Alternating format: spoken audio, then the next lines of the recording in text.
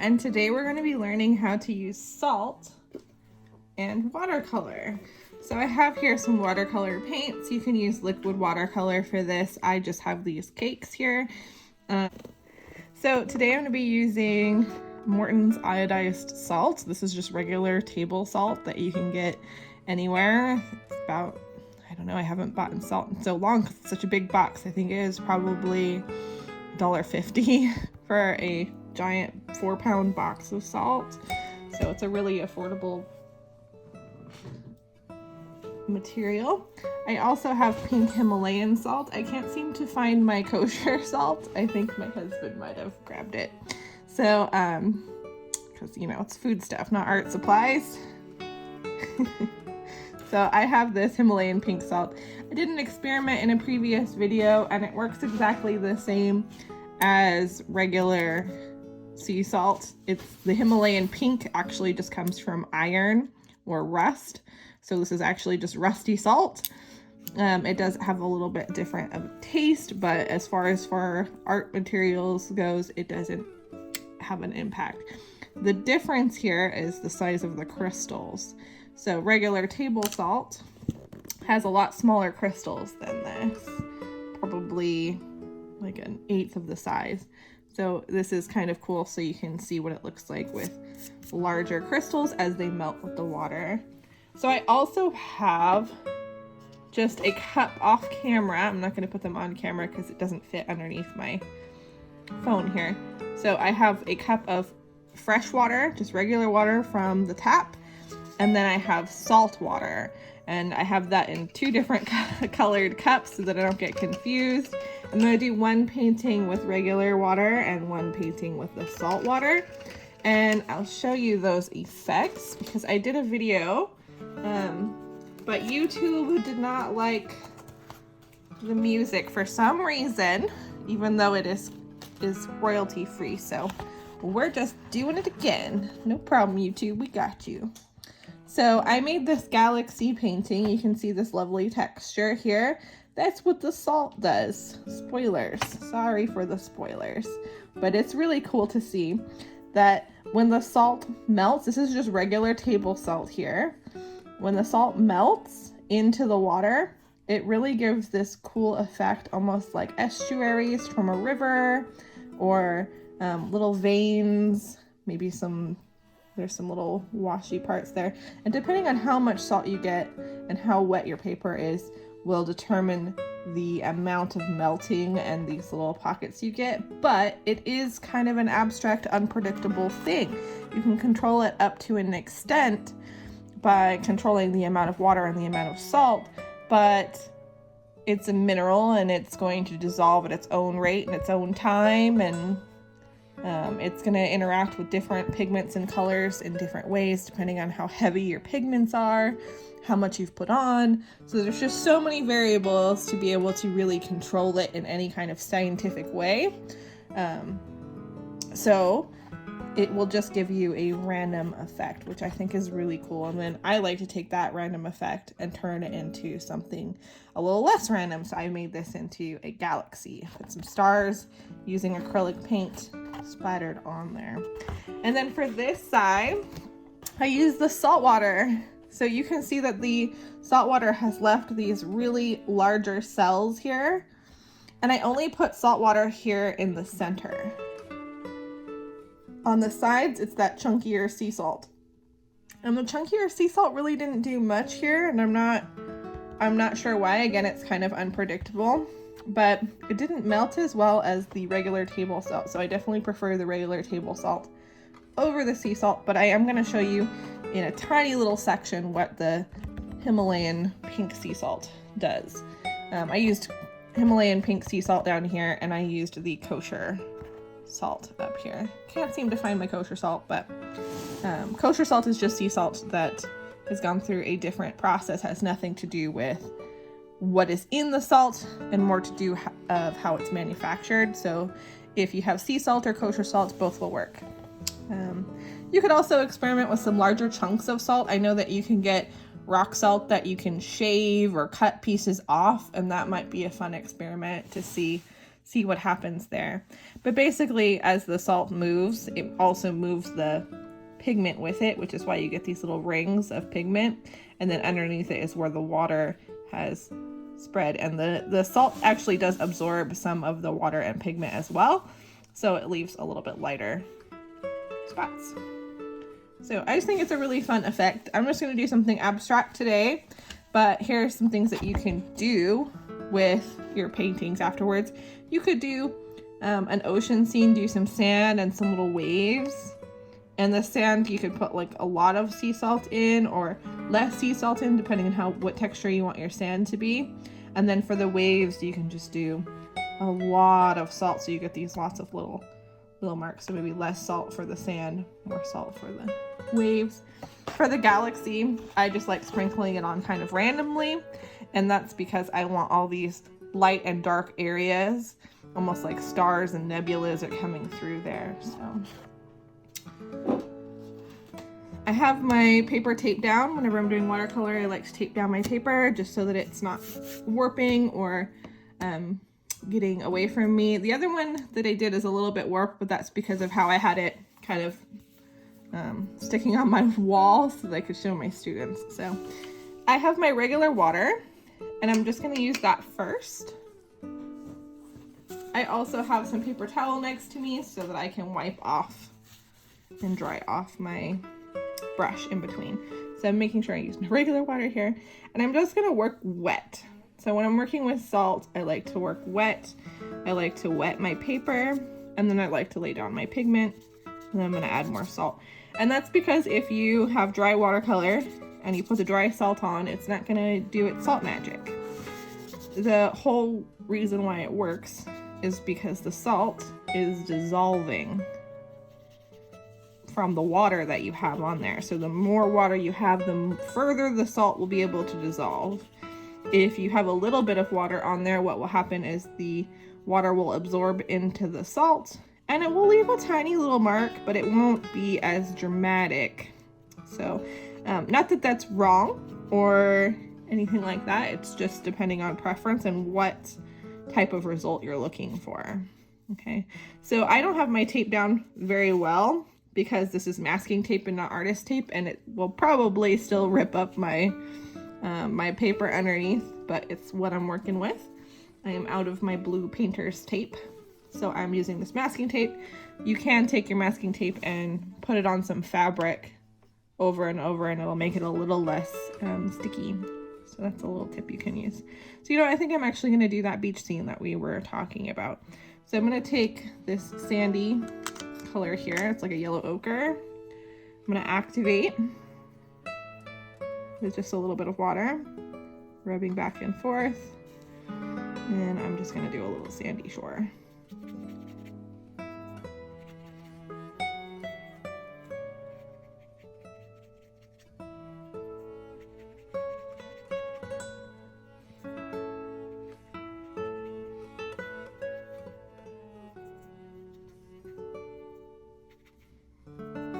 So I'm just building up pigment in some areas.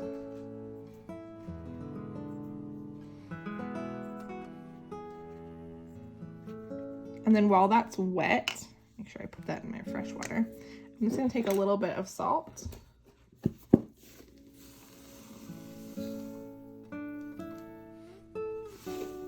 So I just have some salt in a bottle cap here because that's what I had on hand. And I'm just going to sprinkle some salt in there. And I don't want to do too much because I want to do more in my waves than I do in my sandy shore, but I just want a little bit of texture down here. So I'd say it's just like I salt bait it, you know, do a little sprinkle, a little dash of salt there. Okay, so I'm gonna rinse out that yellow ochre out of my brush, dry my brush, grab some water, make sure this is nice and wet, and then I'm gonna go in with a few colors. I like for oceans, I like to do a little bit of a dark blue with some teal because I really want that sun reflection, and the teal color makes it so that it looks like a sunny day and not a gray day. but I also like that too. One of my favorite things is to go to the ocean in the winter, so hotels are cheaper and there's less people. All right, so I'm gonna do a little bit of a break here because I'm gonna do a lighter color there,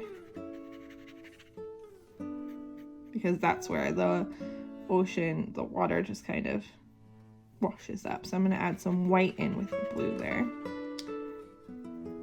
I'm gonna build up my pigment towards the back. I'm doing that by not adding more water and just going straight in onto my pan. And you can see it's blending quite nicely, and that's just because it's so wet.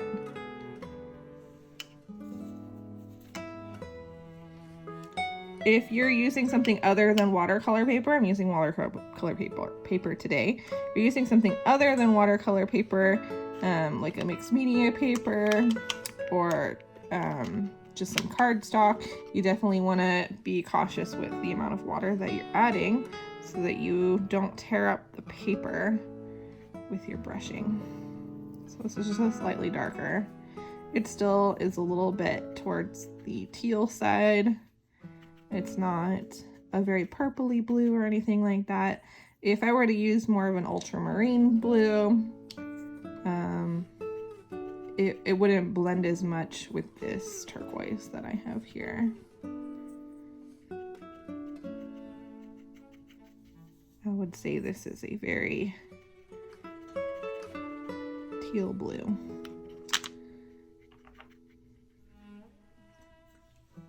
Okay, so I'm just going to blend these together with just a little bit of water. Do a little back and forth motion. And those blend so nice. Okay, and so now I'm just going to go in with some white. With white, you always want to make sure that your white pan is clean at the end. I just clean mine off with a little bit of water because it tends to always get either yellow or blue in it from when I'm working. I think I'm going to add a little bit of brown down there as well. After you've added the salt, you're welcome to keep moving it around if you want. If you have salt in areas you don't want, you can kind of push it gently with your brush. So I'm just going to pick up a little bit of this blue, wet white,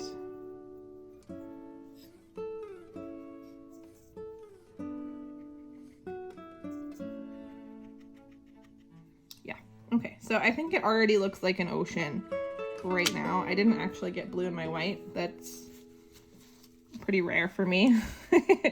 I tend to work a little bit messy, a little bit into my process, so it's hard to do these videos sometimes and make it look neat and tidy because I tend to just paint from my brain and don't use a reference very often. So I just kind of go with the flow, and sometimes I have to stop and think about what I'm doing when I'm doing these tutorials, so definitely adds for a different outcome. So I'm just going to add a little bit of this brown in here. And the salt will still work with this brown. So if you find that your salt is not wet enough, you can just take some fresh water, go over it just a bit, and it will help it melt.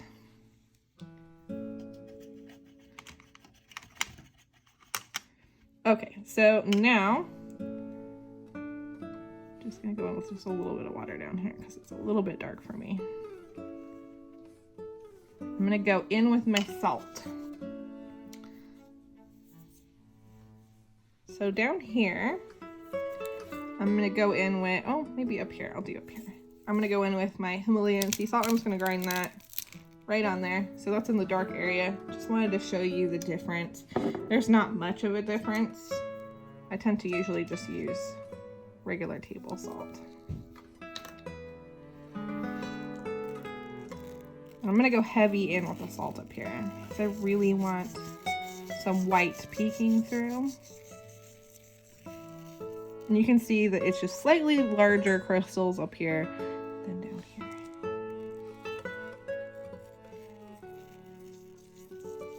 So the next step to this is to let it dry. And then you're just gonna brush off whatever salt that is left. You can decide to add more paint after that and add more salt after that, and back and forth and back and forth. You can really layer it and blend it and do a whole lot of fun things with this. So I'm just gonna dump the rest of the salt in my saltwater cup so that I don't waste it. And then I'm gonna show you what it looks like with salt water. So I have it salty like the ocean, almost like you're making pasta. I have probably 3 tablespoons of salt to 1 8-ounce cup of water. And I'm just gonna go over my entire piece with that salt water. And it's well mixed. It's well mixed. This might be a fun project to do if you actually go to the ocean and paint with seawater. Haven't tried it, but you could totally bring your palette and some paper to the ocean with you and do a little landscape, maybe even paint what you see with your seawater. That could be a really fun thing to do. I miss the ocean very much right now, so I am excited to go when they open. It's actually orca season right now, and I really want to get on a boat and go see an orca. I really like to whale watch. It's a fun thing to do. Okay, so for this one, what colors to use? I think I'm just gonna do something very abstract, very just bright, just so you can see how the colors move. So I think I'm gonna do purples, something dark, so that you can really see the contrast of what the salt water is doing. So I'm just using my salt water right on my palette. I don't find that it really affects the paint afterwards at all.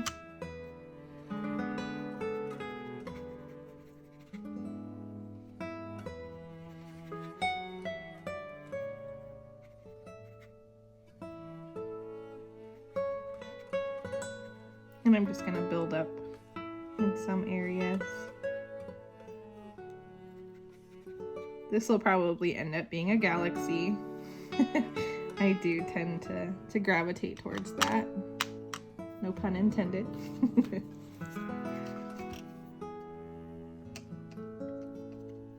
This pink out of here.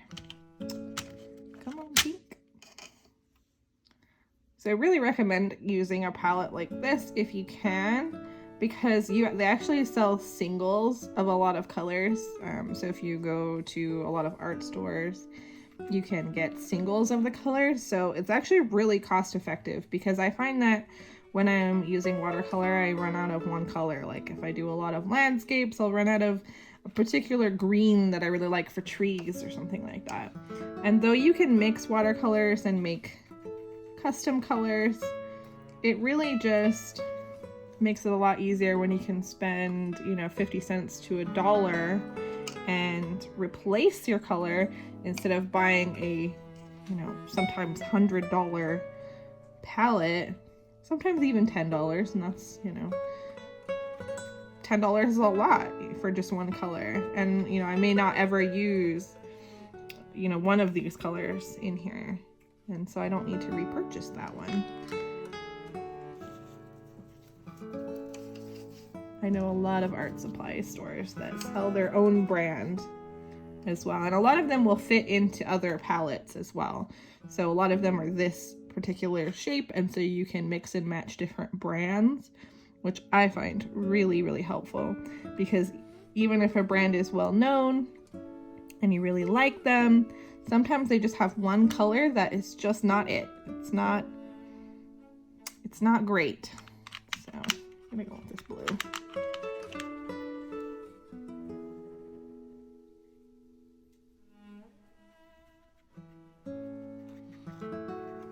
This is kind of like a unicorn galaxy here.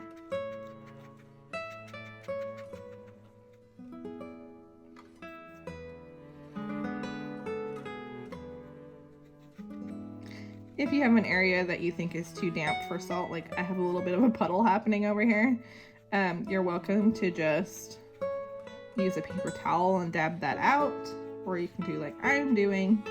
And I'm just going with it, bringing my puddle on down. But I probably will mop up this bit on the outside.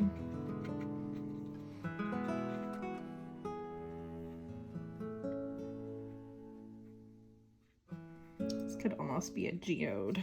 That could be really cool to do too. And then go in with some like gold glitters or something, or iridescent glitter. That would be really fun. So I actually need a light blue, so I'm actually gonna pop open this guy. That is not as light as I wanted it to be. Just gonna thin that out. And you can see that there's not a whole lot of difference happening right now, but as it dries,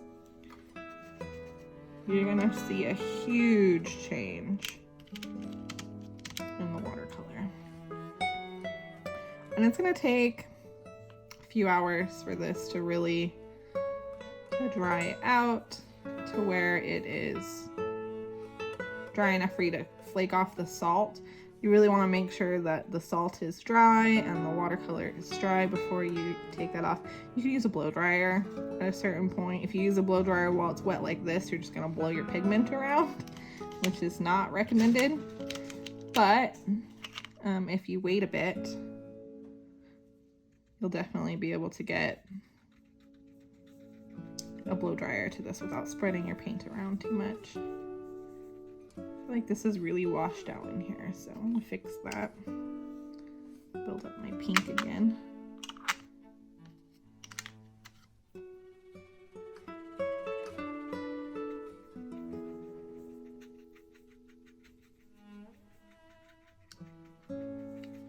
I think this one, the salt water, is the most fun for me because you can't really see anything happening until you wait. It's a lot like when you're doing pour painting and the cells, as it dries and moves and those little micro movements that it does, you really see such a big change from when you first pour it on to when it's finished, which I think is really, really neat. And if you wanted to do some salt on top of this, you could.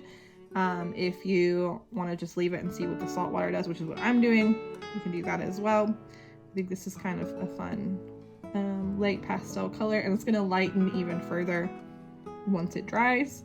So I'm going to come back when these are all dry. I'm going to wipe off the salt so that you can see. And if you like this video, please like and subscribe for more videos like this and more videos from all of our other instructors here at Southside Unlimited. And I hope you try this and you get salty with your paintings. Thanks for watching.